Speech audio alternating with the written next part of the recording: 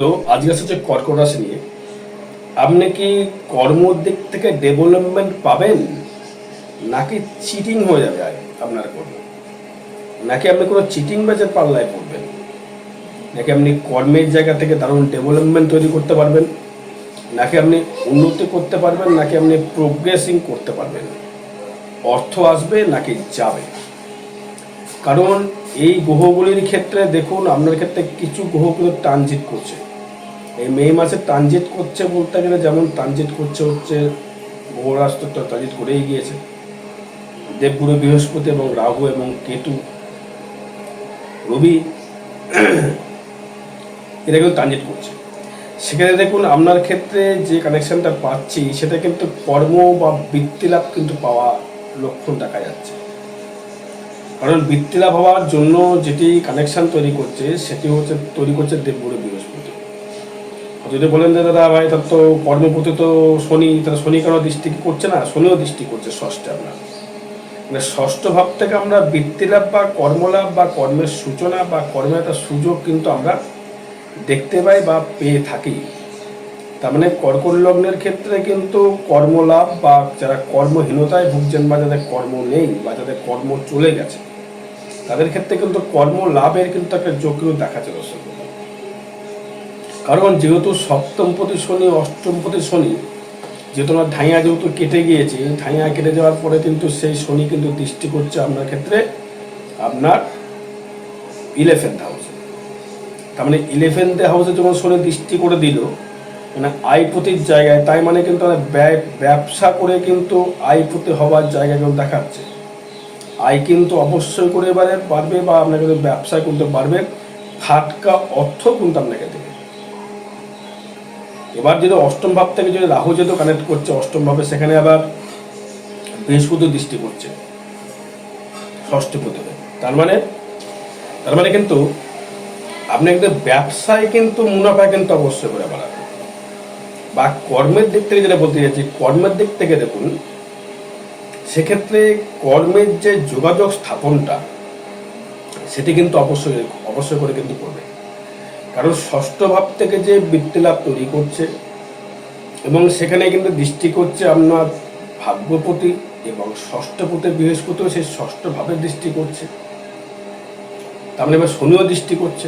তার মানে আপনাকে কর্ম লাভ বা বৃত্তি লাভ কিন্তু অবশ্যই করা হবে। যারা বেকারত্ব যারা ভুগছেন বা যারা বেকার রয়েছেন বা চাকরির জন্য হন্যে ঘুরছেন, সেটা সরকারি বেসরকারি কথা কিন্তু বলছি না, সরকারি বা বেসরকারি কথা কিন্তু আসছে না। কর্ম কোম্পানি হতে পারে বা আপনি কারোর দোকানে কর্মরত হতে পারেন বা আপনি কোনো কর্ম করছেন, লেবারের কর্ম করতে পারেন, সেটা বড় কথা নয়। কর্মলাভ বা বৃত্তি লাভ তাতে কী ফল পাচ্ছে। তবে সে শনি কিন্তু দেখাচ্ছে কিন্তু কর্মলাভ বা বৃত্তি লাভ কিন্তু অবশ্যই করে দেখাচ্ছে। এটি কিন্তু এটা 200%। কর্মলাভ বা বৃত্তি লাভ কিন্তু অবশ্যই করে কিন্তু কর্কট রাশি বা কর্কট লগ্নের ক্ষেত্রে কিন্তু আসবে। বৃহস্পতির ট্রানজিট হলেই দেবে এবং রাহু ট্রানজিট হলেই দেবে। এবারে বলতে পারেন দাদা ভাই রাহু কবে ট্রানজিট করছে বা বৃহস্পতি কবে ট্রানজিট করছে? 14ই মে রাত্রি 9:48 বৃহস্পতি কিন্তু গমন করছে এবং 17ই মে বিকেল 5:56 কি 6টা এই টাইমে রাহু কিন্তু আবার গমন করছে হচ্ছে কুম্ভ রাশির ঘরে। তার মানে কি হলো, আপনার ক্ষেত্রে যেটি হচ্ছে 17 তারিখে এবং 14 তারিখে যে ভাইটাল দিনটা দেখো, 17 আর 14 ভাইটাল দিনটা দেখুন।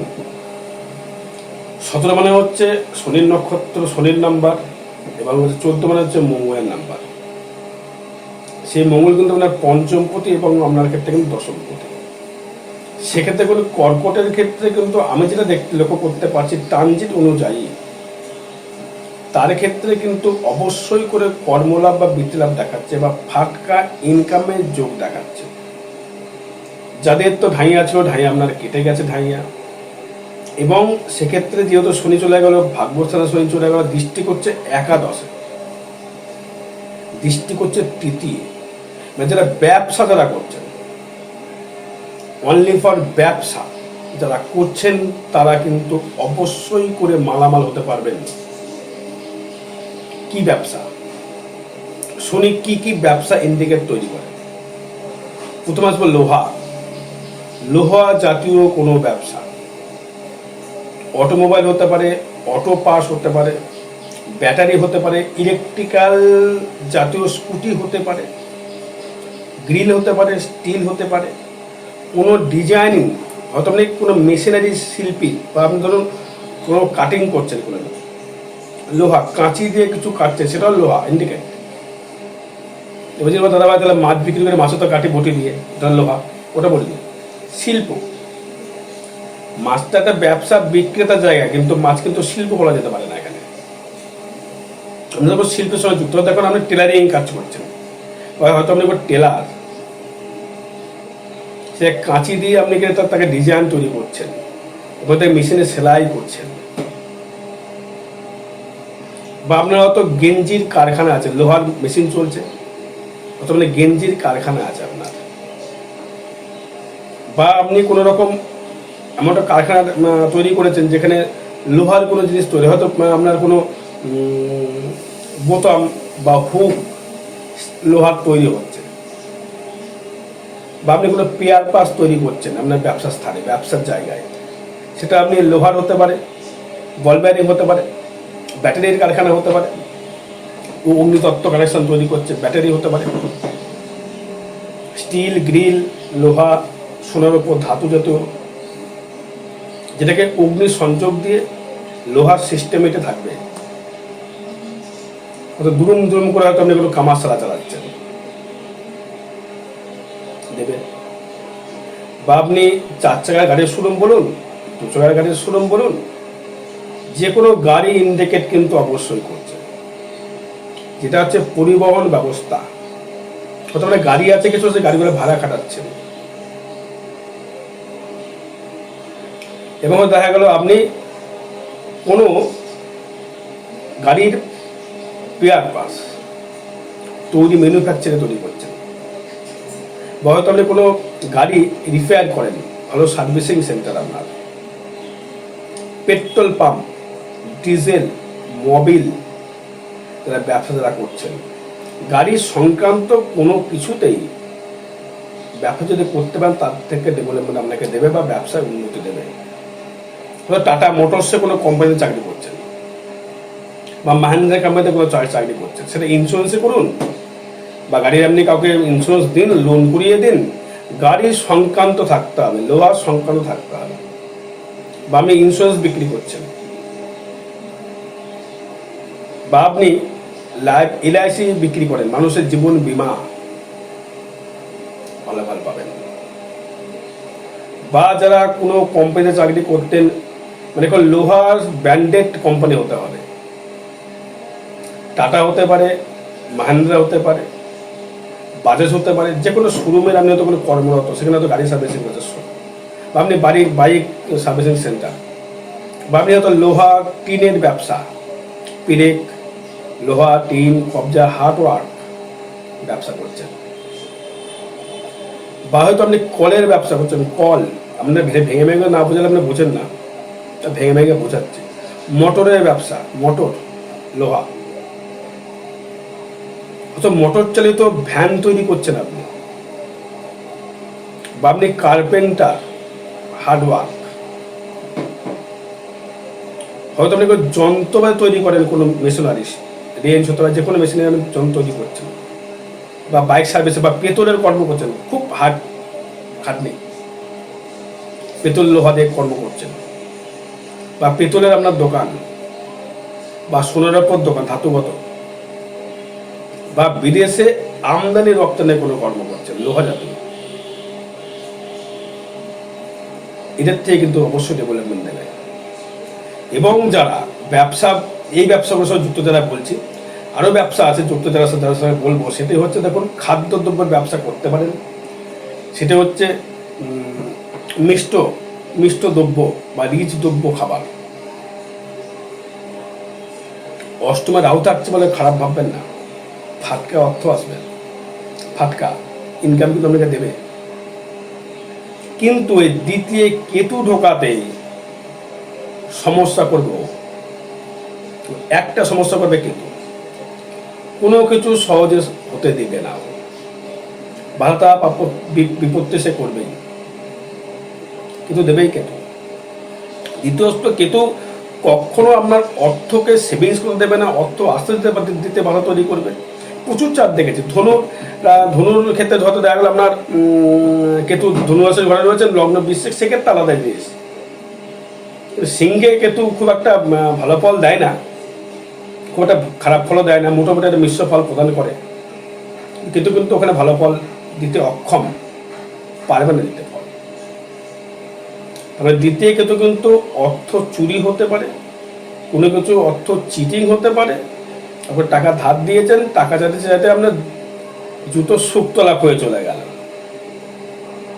টাকা যখন দেবেন খুব ভেবে টাকা দেবেন।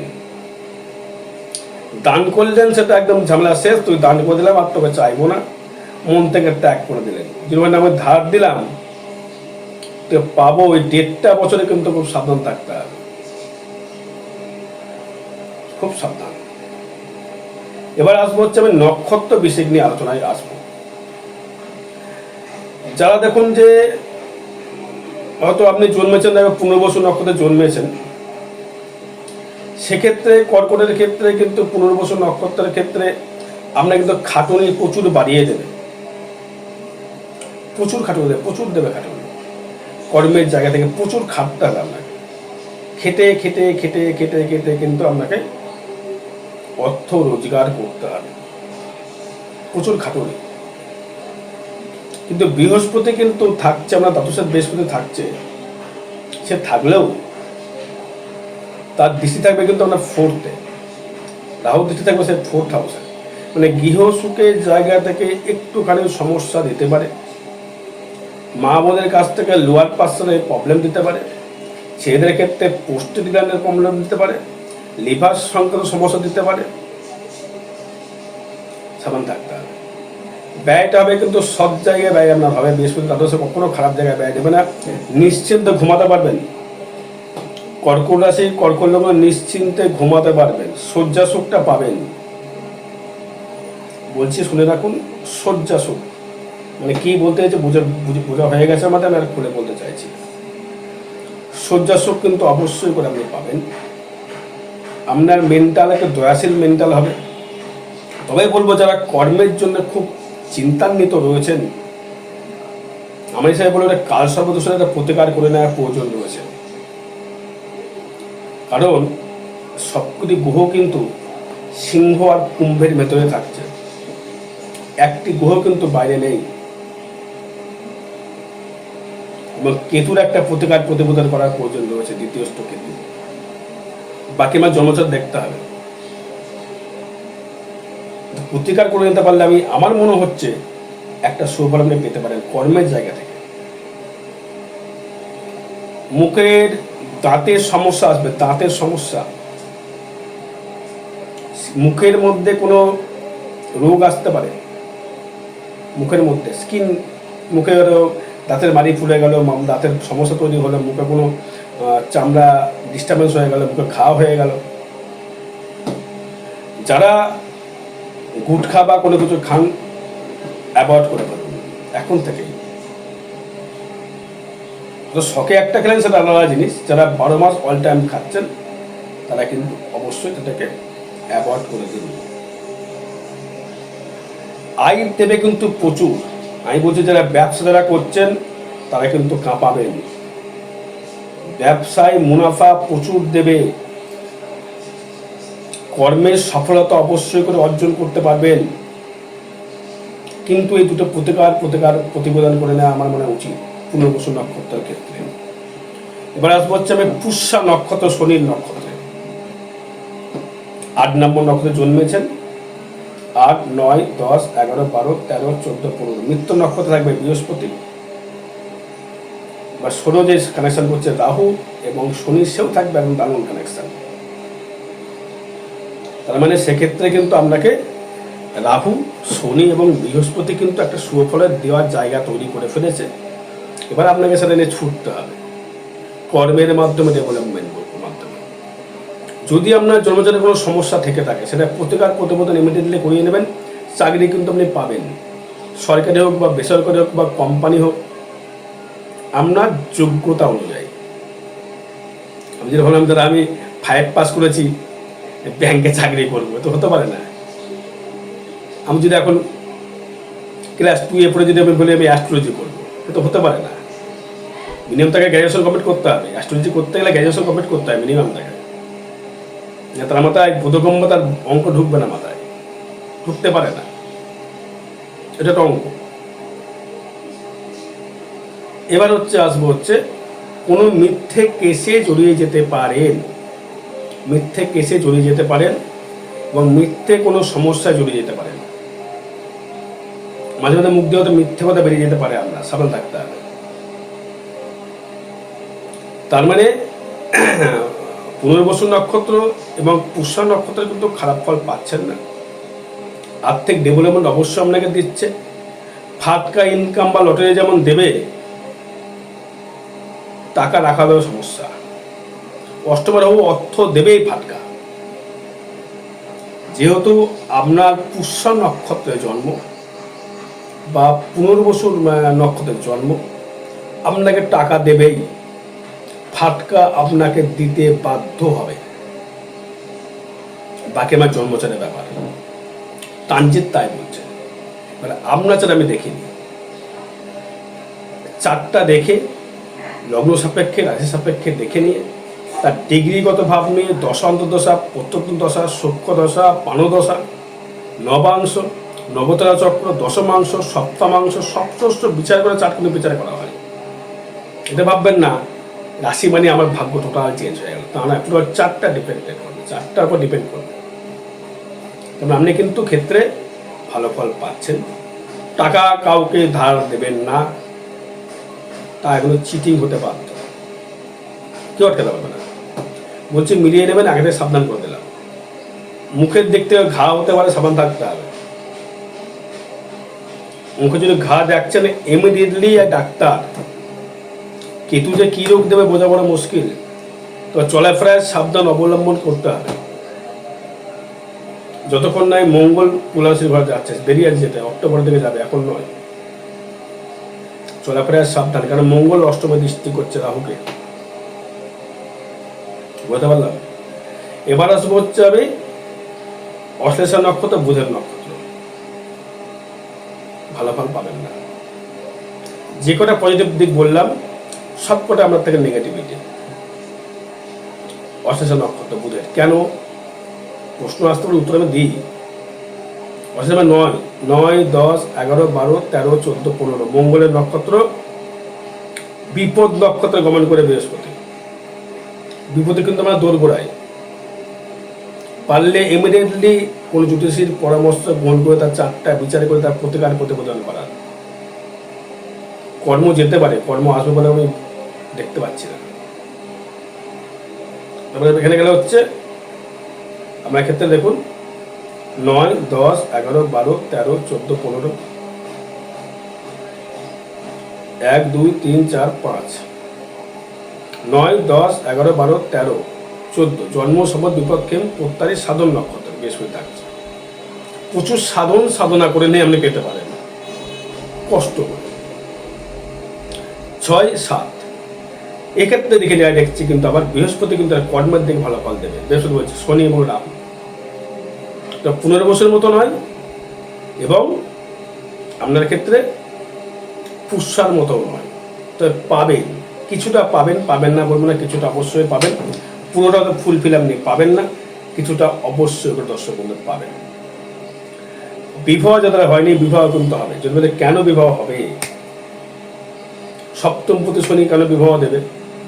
আরে ভাই, সপ্তম শনি ছাড়া বিবাহ হয় না, রাহু ছাড়া বিবাহ হয় না। সেই শনিকে রাহু দৃষ্টি করছে। দ্বিতীয় বলুন তারা কেতু বিয়ের কি করে দেবে, দ্বিতীয় কেতু বিয়ে দিতে বাধা তৈরি করে। তাই জন্য কথাটা কি বললাম, একটু গার্ডনেস করতে হবে। আর বিশেষ জানতে গেলে যোগাযোগ করতে হবে সম্বন্ধে। জয় মাতারা, জয় গুরু বামদেব।